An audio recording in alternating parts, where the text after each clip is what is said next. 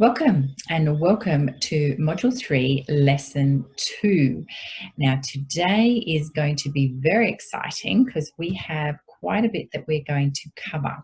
So let's get stuck straight into it. We're going to look at what is self-esteem. We are going to look at what it is, how it's formed, why it's important, and we are going to give you a little quiz at the end. So, what is self-esteem? A really good way to think of self-esteem, it's your overall sense of self-worth and value. So it's basically how much you appreciate and like yourself. And I know everyone fluctuates a little bit with their self-esteem, but it's really important to have a really good understanding of where it comes from as well. It can feel like a personality trait, but in reality, it is something that is going to be able to be shifted. Whereas as a general rule, our personality traits are fairly fixed throughout our lifespan, reasonably so. So it can feel like your self-esteem is very stable and quite enduring over your lifespan. So that's why it feels like a personality trait, but it is something like a muscle that we can shift and change, and it is something that will change over your life, which I'll explain a bit later on as well. So it involves the belief systems, which we're going to get into a lot more detail later on, but it involves the belief system about who you are. And it involves things like your appearance, it involves your emotions, it involves your behaviors, it involves everything around you, your ability to be motivated, to engage with people. It's just all encompassing.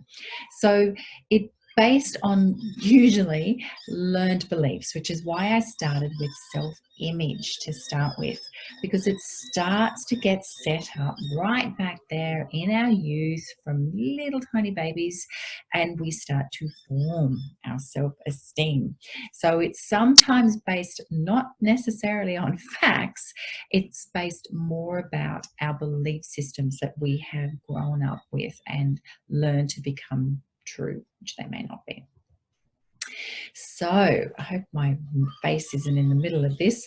So how is your self-esteem formed? So self-esteem is an intrinsic quality that develops slowly over time, meaning it comes from within, even though externally it's given to us. So it's how we were taught to feel about ourselves, which is once again why we started with self-image. And life also gets in the way. Life and life events will help us raise our self-esteem. It will also help us feel bad. So when we do really, really well at work and we're getting lots of praise and we get lots of mastery with things, we feel better and we have higher self-esteem. When we're doing poorly at work, same thing happens. We're getting in trouble. We're getting called into the manager's office going, you're not on it at the moment. We feel bad about ourselves. Same with the relationships, different stages of our development. It will fluctuate. So that is quite normal. It fluctuates throughout your lifespan. So don't expect it to be high all the time. We have moments in life where we have worse days and worse months, worse years, where we feel quite poor and quite low about who we are and what we want in life. But it is quite a complex. It's more than just going, okay, I want to feel good about myself. It is quite a complex process, which is why I had to really break it down to allow you to be able to shift through this and understand it so that you can pick into it and really start to work on it. So it is quite complex. And you don't have to have high self-esteem to be successful. But it does help. It does make it easier. But you can still be quite successful and feel quite poorly about yourself. But it does certainly make it easier for you in life. And so that's what we're trying to do, make life as easy as humanly possible. And we also, when you have room to grow, and fully express yourself and your feelings, you will automatically start to get better self-esteem. So that's why I've sort of filtered through this the need for values, the need for boundaries, the need to be able to communicate what you need and want, and your emotions come. That's filtered through it all the way through. So that's how it's formed, and it's really quite important. So that is definitely how it's formed. So the importance of it.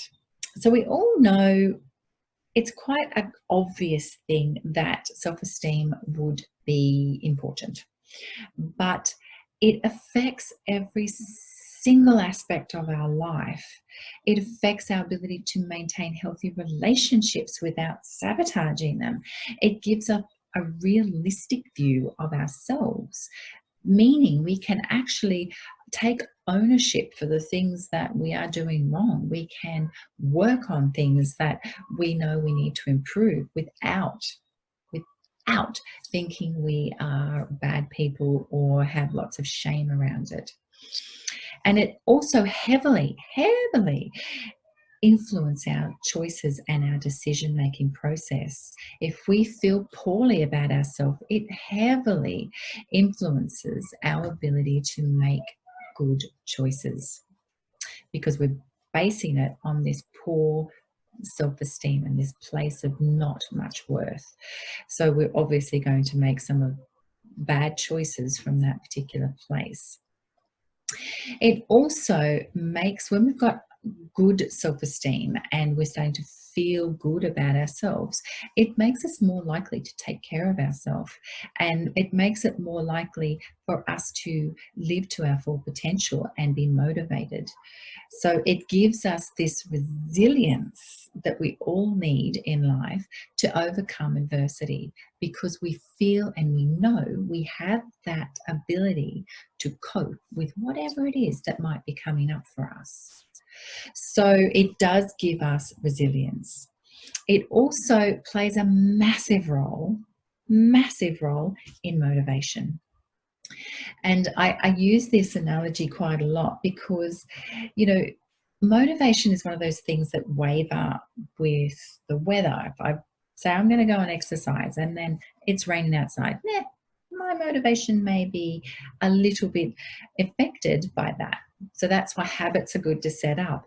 But self-esteem is also really good. People with good self-esteem and good sense of self and good confidence in who they are and what they want in life are more likely to be motivated and stick to the things that are important to them. So that's also another reason why self-esteem is so very, very important. And also, when you have low self-esteem, you don't believe you're capable.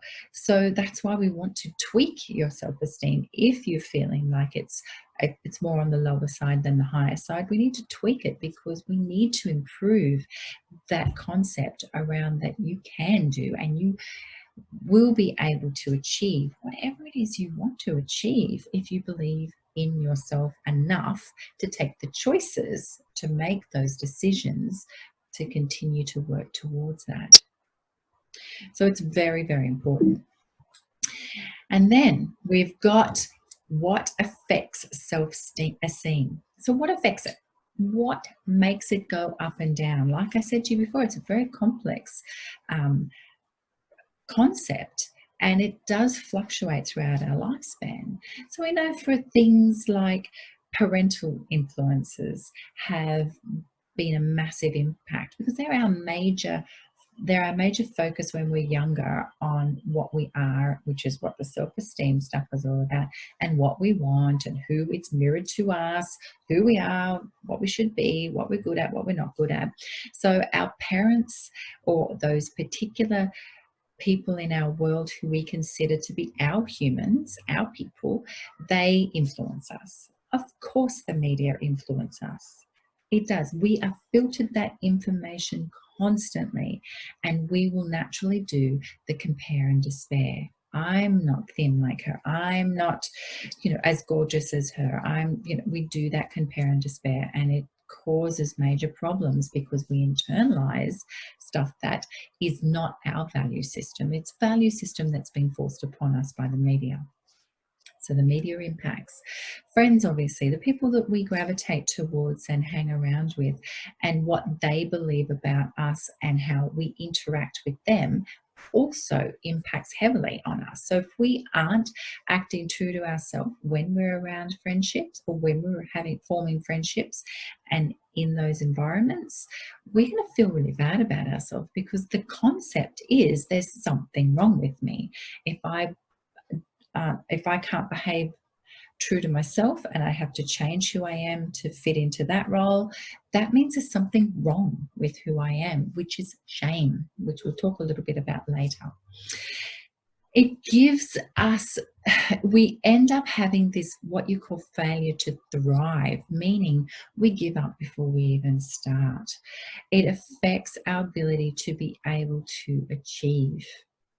And if we're starting to not achieve, it affects our self-esteem.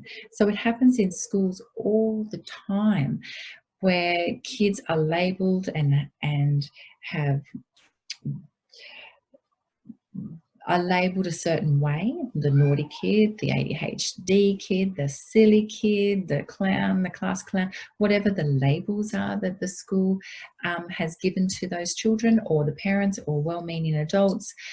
They will take that on board, and if they believe they can only work to a certain level, they will only work to that certain level. There was a fascinating research done back in the 50s, which was about blue-eyed kids, and it was fascinating because what they did, this teacher told the children, third grades, now ethics has come into play and we can't do this anymore, but back then, in third grade, she told the children of her class, it was about prejudice, that she was trying to teach them a lesson, but it came out with something completely different. So she told all the children in grade 3 in her classroom that blue-eyed children were exceptionally intelligent and the brown-eyed children weren't. So this went on for a week, and so she was teaching these children, and what they found happened, they had to stop it. The children that were doing, so say the brown-eyed children that were top of the class, actually started to underperform because they didn't think they were smart enough. Whereas the blue-eyed children that perhaps weren't doing so well in class actually started to overperform and exceed the expectations and do better in class, just because of the concept where they were given that information that they were smart. So they lived up to that. Isn't that fascinating? So that particular research has been duplicated over and over and over again, but it certainly does feed into the fact that what you believe about yourself to be true, you will naturally go about reinforcing that. Your inner dialogue based on your belief systems, that is also going to affect your self-esteem, sorry. So what you believe to be true, just like those blue-eyed and brown-eyed children, what you believe to be true, you will bring to fruition. You will have that self-fulfilling prophecy. Age. We have certain ages where we fluctuate. Now, we know for a fact, because of research, that from grade 3 onwards, girls start to be very, very conscious of their appearance and start to have less strength in their self-esteem. And we start to see that really peter out in teenage years. And we really start to see the impacts of that with friendships and things like that.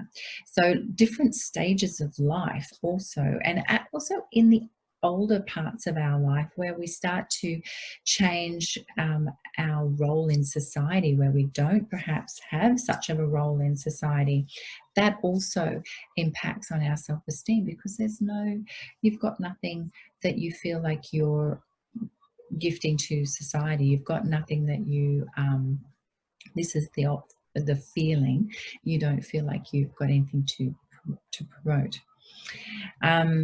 Illness, disabilities, and physical limitations also impact heavily on our sense of self-worth and our self-esteem and our social circumstances, finances, and things like that as well. And that's what I was talking about before, the compare and despair. We're going to really watch that, and I need you to really watch how much you compare yourself to others and how when you do, it decreases your mood and really feeds into some low self-esteem. That's some stuff we're going to do later on. So just touching briefly on research, because not everyone's as excited about research as I am. So William James was one of the first people that kind of really started to introduce the concept of self-esteem. And his was more about the concept that we feel good about ourselves based on how well we do our success, and they're very much linked. And then we sort of start to have that higher level of self-esteem because we have hopes and expectations that we actually live up to and work towards.